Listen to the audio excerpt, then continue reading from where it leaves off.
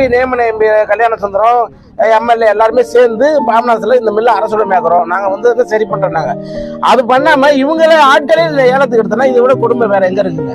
ஆனா 147 கோடிக்கு எடுக்கிறாங்க டெண்டர் ஹால்ஸ் டிஸ்ட்ரிஸ் எடுக்கிறாங்க. புதுசா ஒரு தொழில் தொடங்கணும்னா 2500 ரூபாய் முதல் வேணுங்க. ஆனா 147 கோடிக்கு எடுத்துக்கிறாங்க.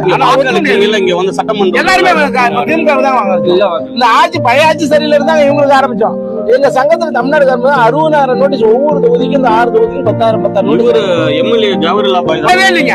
நேரடியா வீட்டுக்கு போய் மனு கொடுத்தோம். என்ன சொன்னாரு அது பாக்குறவங்க ஆனாங்கிறபடியே வரமாட்டேங்கிறாரு.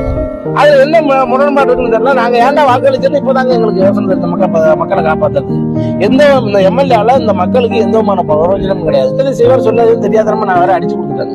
என் நோட்டீஸ் வேணாலும் நான் தாரேன் இருக்க கையில. நான் உங்களுக்கு வாட்ஸ்அப்ல அனுப்பிச்சு விடுறேன். ஏன்னா அவ்வளவு நாங்க எல்லாம் டிஜிட்டல் போட்டு அடிச்சு கொடுத்தோம் பேனர்லாம் வச்சுங்க. ஆனா இப்படி செய்வாங்க.